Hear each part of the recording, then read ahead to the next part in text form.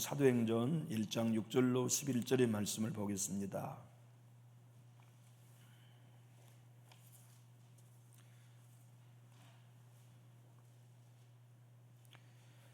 사도행전 1장 6절로 11절의 말씀입니다. 제가 6절을 먼저 받들겠습니다. 그들이 모였을 때에 예수께 여쭈어 이르되 주께서 이스라엘 나라를 회복하심이 이때이니까 하니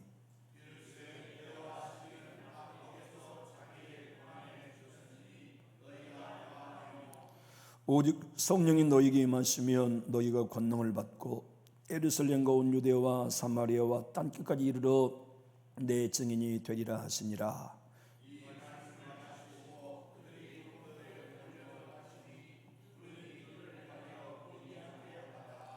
올라가실 때에 제자들이 자세히 하늘을 쳐다보고 있는데 흰 옷 입은 두 사람이 그들 곁에 서서 이르되 갈릴리 사람들아 어찌하여 서서 하늘을 쳐다보느냐. 너희 가운데서 하늘로 올리신 이 예수는 하늘로 가심을 본 그대로 오시리라 하였느니라. 아멘. 아마 인류의 역사상 가장 놀라운 사건은 우리 주님이 십자가에 지시고 죽으셨다가 부활하신 사건일 거예요. 그보다 더 놀라운 사건은 그분이 하늘로 올라가신 사건일 겁니다. 그런데 그 자리에 그 온 우주적인 사건 현장에 머물러 있어서 주님이여 하늘로 올라가심을 본 사람들을 오늘 성경은 위대한 사람들아라고 부르지 않았어요. 대단한 사람들아라고도 부르지 않고 예루살렘 사람들아라고도 부르지 않고 갈릴리 사람들아라고 불러주었어요. 그 말은 가장 사람들에게 천대받는 사람들, 그들이 본 거죠. 왜냐하면 예수님 없이는 소망 없는 사람들이었으니까요. 예수님 만나 위로받았고 예수님 만나 사람 대접 한번 받아보았고 예수님 말씀 듣고 위로도 받아보았고 상한 심령 치료받은 적이 있었으니까 우리 주님 승천하실 그 자리에 세상에서는 천대받은 사람들, 갈릴리 사람들이 남아서 보았다. 우리 주님이 재림하실 때도 그럴 거예요. 주님이 재림하실 때에도 나는 갈릴리 사람입니다. 내세울 것 없습니다. 나는 갈릴리 사람입니다. 자랑할 것 없습니다. 내가 자랑한 건 예수 이름, 예수 피 외에는 아무것도 나는 공로 없습니다. 그렇게 우리 스스로를 갈릴리 사람으로 생각하며 살아갈 때 주님은 여러분과 저에게도 재림의 주님으로 초대해 주실 거예요. 참 오늘 보면은 지금 우리나라 자금의 정적인 환경은 절망하게 하지만 오늘 보면은 우리로 설레이게 해요. 저는 오늘 새벽에 설교를 시작하는데 예전에 느끼지 못한 예배의 분위기를 느꼈어요. 왜 이렇게 긴장감이 넘치지? 알 수 없었어요. 왜 이렇게 예배가 갑자기 긴장감이 있나? 내가 뭐 실수했나? 뭐 이런 생각. 새벽에 말씀을 증거하면서 왜 이렇게 분위기가 오늘 긴장됐지? 이런 생각을 했는데 집에 가서 보니까 핸드폰을 이렇게 보니까 우리 성도님들이 긴장하실 만도 있구나. 이거 뭐 50 시대도 아니고 말이죠. 독재 시대도 아니고 무슨 국제적인 이게 해피닝이면 이건 망신입니까 이게. 참 안타까운 역사 현장에 우리가 지금 보고 있습니다만 오늘 정적인 상황과 달리 우리 주님이 너희가 맨날이 못되어 성령을 세례로 받으리라고 하시는 이 소망의 말씀, 저는 이 말씀이요 제 가슴에 마치 스며드는 연기처럼 우리 주님의 소망이 스며들어오는 게 느껴요. 내가 남전지 교회에 맨날이 못되어 성령을 부어주마. 내가 네 목회사에게 맨날이 못되어 성령의 능력을 덧입혀 주마. 내가 성도들의 자녀들과 너희 자손들에게 몇 날이 못되어 내가 성령의 기름 부음을 주리라 하신 이 소망으로 다가오니까요 참 이 말씀이 저에게 힘이 돼요. 생각해 보았어요. 우리 주님이 구름 타고 올라가시는 그 모습을 아래쪽에서 바라볼 때 천천히 올라갔을까? 슉 하고 올라가셨을까? 구름이 슝슝슝슝 하고 올라갔을까? 구름이 예수님을 지그재그로 이렇게 흔들면서 모시고 갔을까? 예수님이 올라가실 때에는 예수님의 옷자락에 광채는 났을까 나지 않았을까? 구름은 하얀 구름이었을까? 옹기종기 모인 구름이었을까? 여러 가지를 혼자 생각해 보는데 분명한 사실은 주님 떠난 모습을 본 제자들은 슬펐을 것 같아요. 기쁘지 않았을 것 같아요. 와, 우리는 가신다가 아니라 왜 가세요? 우리랑 더 계시지. 왜 가시는 거예요? 우리를 고아처럼 버려두시는 거예요. 우리 지금 갈릴리 사람이라고요. 예수님 아니면 우리 아무것도 못하는데 왜 우리 버리고 가세요? 아마 망령자실이라는 표현이 딱 맞았을 것 같아요. 그러지 않았을까요? 기쁘지 않았을 거란 말이에요. 선사들이 찾아와 가지고 갈릴리 사람들아 왜 하늘을 쳐다보냐? 그분이 올라가신 그대로 너희가 본 그대로 오실 거다. 그리고 그들로 말미암아 해야 할 몫을 일러주신 내용을 저와 여러분이 읽었어요. 중요한 사실은 우리 주님이 승천하실 때 제자들에게 일러주시는 약속의 말씀, 너희가 몇 날이 못되어 성령을 세례로 받게 될 거라는 말씀에 제자들이 물어봤어요. 예수님, 이스라엘 나라가 회복되는 때가 언제입니까? 참 이 말씀을 보면 볼수록 위로가 돼요. 왜냐하면 가장 위대한 선생이신 예수님께 배웠어도 말씀을 이해하지 못한 제자들을 보면서 무죄한 나에 대하여 소망이 생기는 것 같아요. 생각해 보세요. 오늘 제자들이 예수님, 이스라엘 나라가 회복되는 게 언제입니까? 라고 질문하는 것은요, 지금껏 3년 동안 주님이 가르친 모든 말씀에 대해 점수를 시험을 보면 빵점인 질문이거든요. 지금껏 주님이 그렇게도 가르치셨는데 전혀 이해하지 못하고 있는 거예요. 내가 말하는 이스라엘, 내가 말하는 나라는 이 땅 이스라엘이 아니고 하나님의 나라라는 것을 그렇게도 말씀하셨건만 수많은 비유를 통하여 내가 말하는 나라는 이스라엘 땅이 아니라 하늘로부터 온 나라, 하나님의 나라라고 말씀했지만 성령을 세례로 받으면 우리가 이스라엘 나라를 로마로부터 독립시키는 것이 언제가 되겠습니라고 완전히 엉뚱한 이해와 오해로 반문하고 있으니 위로가 된단 말이에요. 사실 우리가 성경을 보면 이해하기 어렵잖아요. 평생 동안 성경을 읽고 연구한다고 성경을 안다고 하는 사람은 정말 교만한 사람이에요. 성경을 1면을 알았다면 2면이 있고 2면을 알았다면 그 뒤에 3면이 있고 3면을 알았다면 그 뒤에 4면이 있는 게 성경이에요. 그러니 우리는 끝까지 성경 몰라요. 그런데 여기 제자들이 예수님을 만나 배우고 이해하고 가르침을 받았음에도 이렇게 엉뚱하게 오해하고 있는 걸 보면서 야, 성경을 이해하지 못한 나도 괜찮아구나. 주님이 앞으로 가르쳐 주시겠구나. 주님이 부족한 나에 대한 이해의 폭을 넓혀 주시겠구나. 이런 생각으로 큰 위로를 얻는 말씀이었어요. 중요한 건 이겁니다. 오늘 하나님이 이 본문을 통하여 우리에게 하신 말씀, 오직 성령이 너에게 임하시면 너희가 권능을 받고 예루살렘과 온 유대와 사마리아와 땅 끝까지 이르러 내 증인이 되리라고 말씀하신 이 내용을 보면 우리들에게도 오늘 네가 증인 되라고 말씀하세요. 너 갈릴리 사람이지? 네. 내가 너를 택하지 않았다면 너는 지금도 어부로 살겠지? 네. 그런데 지금 너는 어부냐 하나님의 아들이냐? 하나님의 아들이죠. 너 나 안 만났다면 지금도 옛사람이었겠지? 네. 근데 지금 너는 옛사람이냐 새 사람이냐? 새 사람이지요. 난 만나지 않았다면 너는 여전히 땅에 속했을 것인데 너희가 난 만나 이제 하늘에 속한 천국 백성 되었잖냐. 그러니 성령의 능력을 기다렸다가 받고 증인되라, 내 증인되라.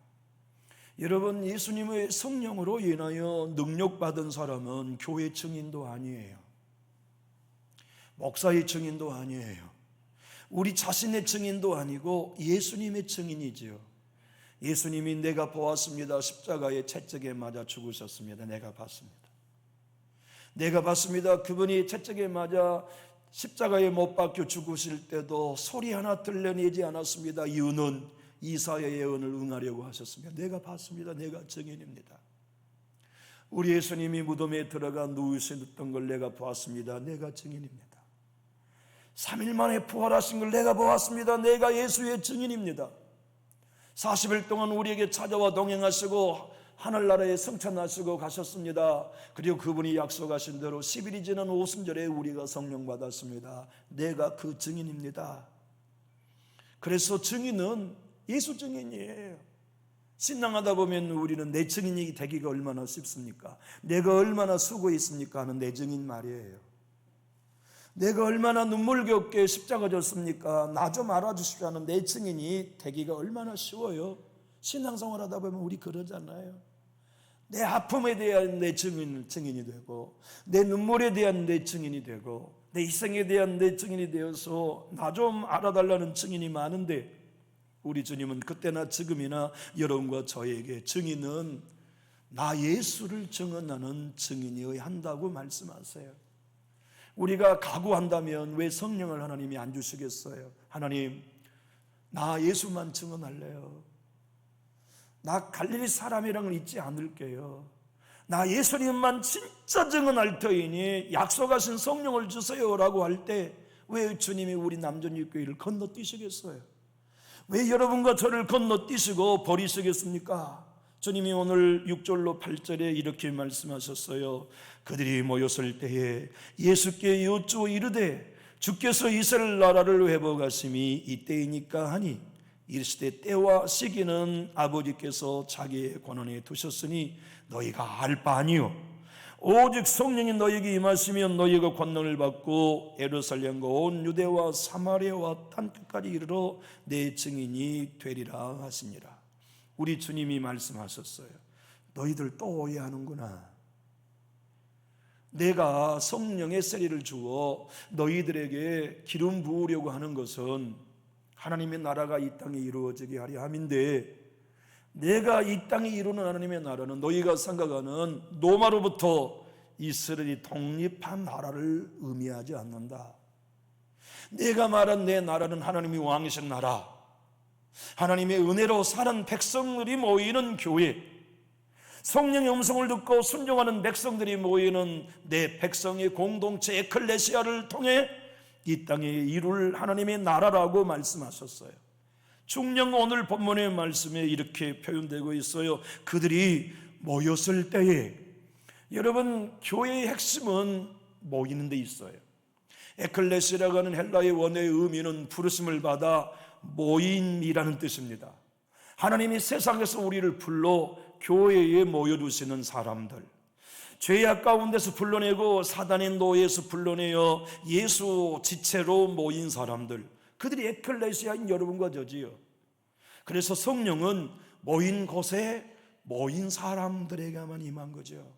아마도 여기 오순절 마가 다락방에 모인 120명보다 그 사람들보다 예수 더 사랑했던 사람들 분명히 마가 다락방 밖에 있었을 거예요. 그러지 않았겠어요? 그런데 성령님은 그들 찾아가지 않으셨어요. 주님이 약속하신 곳 모여라, 떠나지 마라 하신 말씀에 순종하여 마가의 다락방에 모여있는 사람들에게만 오순절을 허락하셨어요. 여러분, 하나님의 은혜는 우리 모두에게 필요합니다. 그러나 그때나 지금이나 은혜는 모인 곳에 있는 사람들에게 주세요. 그러니 여러분과 제가 모이는 삶을 사는 거 얼마나 귀하고 소중한 신앙의 핵심인지 몰라요. 우리 주님은 그들에게 그것은 너희 알 바 아니야. 주님의 나라가 이 땅에 임할 일은 하나님의 권한에 두셨어. 때와 시기는 너희 알 바 아니요. 너희들 그거 관심 꺼. 여러분, 이 세상에 어디를 가든지요 능력이 나타나는 모임이 있다고 합시다. 그들이 예수님의 재림이 맨날 며칠에 있다고 말하면 그것들은 무조건 가짜입니다. 어떤 사람이 성령의 은사가 넘치게 넘쳐나서 죽은 자도 살리고 눈도 띄우는 사람이 있다 하여도 그 입에 예수가 몇 년 며칠에 올 거라고 말하면 그건 이단입니다. 그것은 주님이 오늘 분명히 말씀했습니다. 때와 시기는 하나님의 권한이 있다. 너희는 알 바 아니다. 관심 꺼. 상관할 바 아니야. 너희들은 그것을 알려고도 할 필요 없어. 다만 너희는 이 땅에서 오직 성령을 받고 능력을 받아 증인으로 성실히 살면 돼. 주님이 말씀한 때는 헬라의 크로노스입니다. 크로노스는 헬라의 뜻은 이런 겁니다. 창세로부터 말세까지 모든 시간의 과정, 그것은 너희가 결정하는 게 아니고 하나님의 권한의 것이야. 시기, 크로노스가 아닌 카이로스라는 단어입니다. 카이로스라는 단어는 하나님이 결정한 어떤 일을 성취하는 결정적인 시간을 두고 이러고 말씀하세요. 다시 말하면 창세로부터 말세까지의 모든 크로노스의 시간은 하나님 손에 있다. 그러니 너희는 그 관심 갖지 마.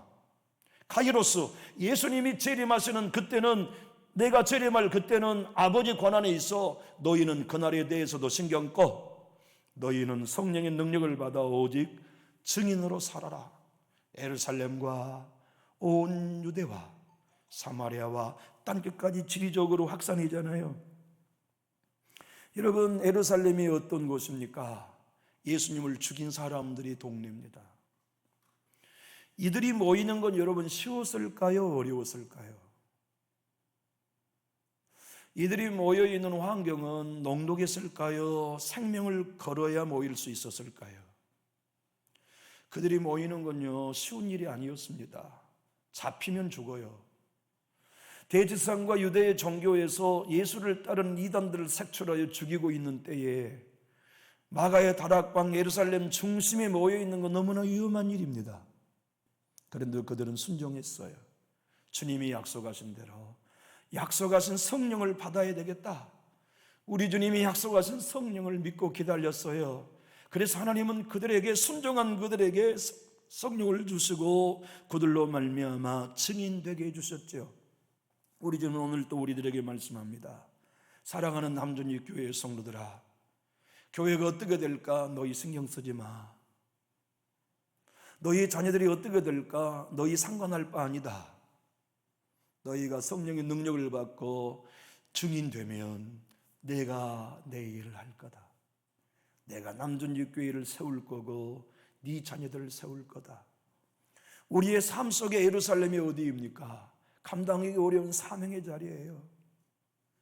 나를 격려해주고 축복해주는 주변의 사람들 많으면 좋겠지만 저놈도 예수 도당이라고 색출하려고 하는 사람들이 호시탐탐 누리며 정죄하는 도시,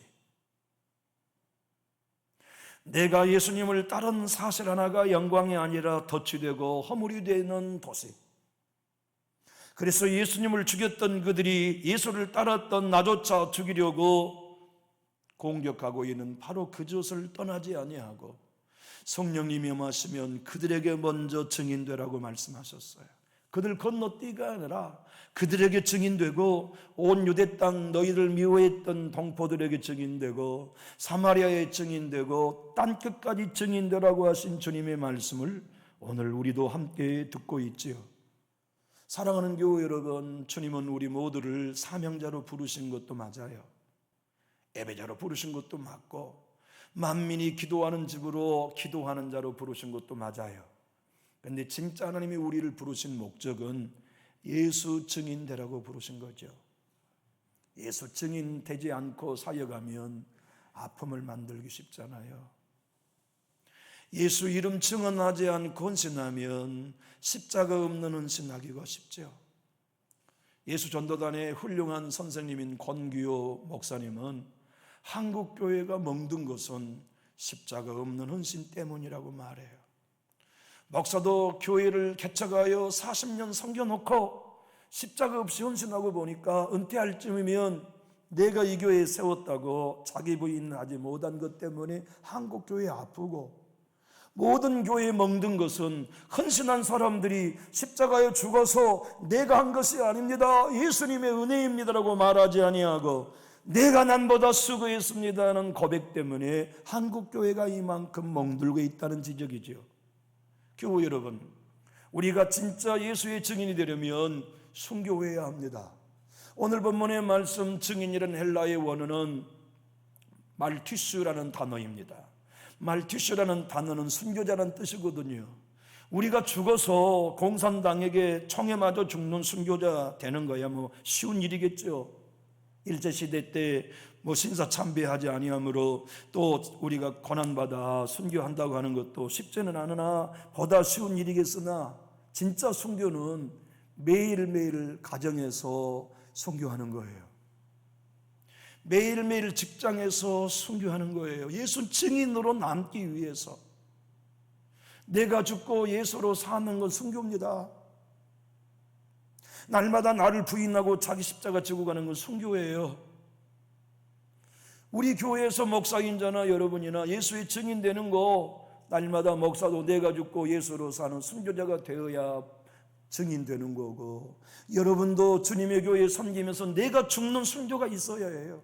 십자가에 내가 죽고 예수로 사는 진정한 십자가의 죽음의 순교가 우리 모두에게 있으면 이곳에 하나님의 나라가 왜 세워지지 않겠어요? 이곳에 왜 하나님의 나라가 이루어지지 않겠어요? 갈릴리 사람들 다 연약해요, 부족해요, 힘이 없어요, 무식해요, 가진 것 없어요. 그런데 그들을 통해 하나님은 하나님의 나라를 이 땅에 이루시고 마가의 타락봉을 통해 2000년이 지난 지금 여러분과 저에게도 그 갈릴리에 무식하고 힘없는 사람들이었지만 그들이 자기를 부인하고 성령의 능력을 의지할 때 그들에게 임하셨던 성령의 능력이 2000년 여기 우리까지도 구원해 내는 하나님의 도구들이 될 수 있었지요. 왜 하나님의 나라입니까? 사람이 세울 수 없기 때문에 하나님의 나라입니다. 하나님 밖에는 세울 수 없는 나라이기 때문에 하나님의 나라예요. 여러분과 제가 하나님의 나라를 세우기 일조한다면 하나님의 나라라고 할 수 없지요. 그것은 동업한 나라지요. 그러지 않아요? 우리도 조금 세우고 하나님도 조금 세우는 동역, 함께 세운 나라이지 어떻게 하나님의 나라라고만 할 수 있겠습니까? 근데 하나님의 나라는 하나님만이 세우실 수예요. 중국의 진나라는 진시 황제가 세울 수 있는 거대한 제국이었습니다. 그런데 하나님의 나라는 진시 왕도 못 세워요. 헬라 나라를 세운 대왕은 알렉산더 대왕이었지만 그가 하나님의 나라를 한 평도 세우지 못했어요. 로마의 막강한 군대가 전 세계를 지배하는 로마 제국이 되었었지만 로마의 황제도 한 가정에도 통치하신 하나님의 나라를 세울 수 없었어요.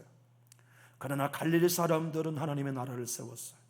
안진병이를 일으키는 하나님의 나라, 은과 금이 없어도 이 땅에 세울 수 있는 성령으로 세운 하나님의 나라를 갈릴리의 무식한 사도들이, 갈릴리의 무식한 120명의 성도들이 세웠죠. 이유는 하나입니다. 그들이 위대해서가 아니라 성령의 권능을 받았기 때문에, 성령의 능력이 그들을 사로잡았기 때문에 연약한 그들을 통해 하나님이 하나님의 나라를 세운 거예요. 갈릴리 사람들은 고백합니다. 안진병이가 일어나도 내가 한 거 아니라고, 방언이 다 터져도 내 능력 때문이 아니라고, 사마리아가 다 예수 믿고 빌립을 통하여 사마리아 사람들이 회개하고 거듭나도 내가 한 게 아니라고, 그들이 고난당하고 채찍맞고 굶주리고 배고프고 동족의 역과 강의 역 당하면서도 하나님의 복음을 증거한 수고 다 하고 이 도시에 교회에 세워지면 내가 한 게 아니라고. 하나님의 나라는요, 내가 한 게 아무것도 없다고 해야 세워지는 나라예요. 나는 이만큼 하나님 열심히 했습니다면 그만큼 하나님의 나라가 사라져요. 그만큼 하나님의 나라가 약화돼요. 그만큼 하나님의 통치로부터 멀어져요. 그런데 우리는 의식 없이 나는 우리 교회 이만큼 헌신한 거 있어 라는 의식을 가질 때가 얼마나 많나요? 좀 그러지 않나요? 하나님, 나는 한 거 아무것도 없습니다. 나는 갈릴리 사람입니다. 내 가정이 예수 믿고 구원받은 건 하나님이 하신 일입니다. 우리 교회가 여기까지 온 것도 하나님의 은혜입니다. 주의 자비입니다. 주의 공률입니다.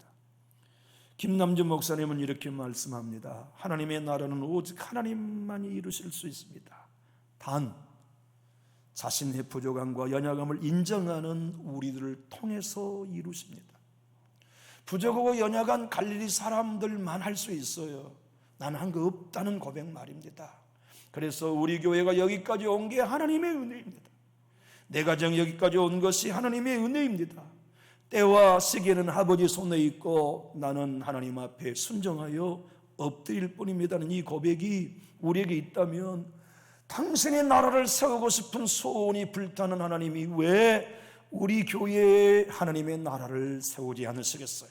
그 나라가 더 강해지고 그 나라가 더 권세 있고 그 나라가 더 왕성하여 수많은 영혼이 이곳에 와서 구원받고 영원한 생명을 얻는 거 우리보다 하나님이 원하시는 거예요. 그런데 여러분들과 제가 오늘 고민하고자 하는 주제가 있어요. 증인이 순교자라는 말씀 방금 전에도 드렸잖아요. 우리 주님이 누가복음 24장 48절에도 이렇게 말씀했어요. 너희는 이 모든 일의 증인이라. 이 증인이라는 헬라어가 아까 말씀드린 것처럼 1장 8절의 순교자 마르티스라는 단어입니다. 똑같은 단어예요. 사도행전 22장 20절 한번 읽어볼까요? 또 주의 증인 스데반이 피를 흘릴 때에 내가 곁에 서서 찬성하고 그 죽이는 사람들의 옷을 지킨 줄 그들도 아나이다. 여기서 말하는 증인도 똑같은 단어 순교자 마르티스라는 단어입니다. 계시록에 천상에서 순교한 이들이 주님 앞에 오서 내용 좀 읽어볼까요? 17장 6절입니다. 또 내가 보매 이 여자가 성도들의 피와 예수의 증인들의 피에 취한지라. 내가 그 여자를 보고 놀랍게 여기고 크게 놀랍게 여기니 이 음녀에게 죽임당한 증인들을 헬라어의 똑같은 언어 순교자 마르티스라고 표현했지요. 여러분, 우리가 순교자로서 땅끝까지 가서 증거해야 할 그 땅끝은 어딜까요? 김남준 목사님은 북한 땅이 땅끝이라고 말하고, 성경학자들은 이스라엘로 복음이 전파되는 게 땅끝으로 증거될 거라고 해석하기도 합니다. 다 맞는 말이에요. 근데 저는 그렇게 생각하지 않아요. 땅끝은 어딜까요? 저는 우리 가정이라고 생각합니다. 저의 가정이 땅끝이고 제 자녀들이 땅끝이고,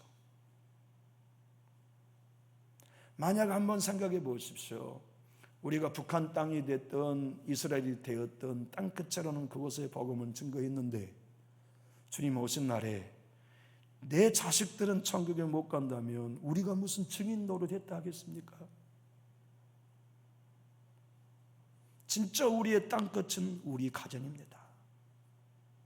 그래서 내 가정에 순교해야 해요. 내 자녀들로 말미암아 우리 시어머님은 진짜 예수쟁이야. 내가 지금은 교회에 나가고 있지 않지만 난 우리 시어머니 따라 반드시 신앙인이 될 거야. 나도 예수쟁이 될 거야. 우리 시아버님은 진짜 예수 믿는 어른이셔. 나도 우리 시아버지 섬기는 예수님 언젠간 따라갈 거야. 나는 우리 친정엄마 사랑하고 존경해. 나는 우리 아버지 사랑하고 존경해.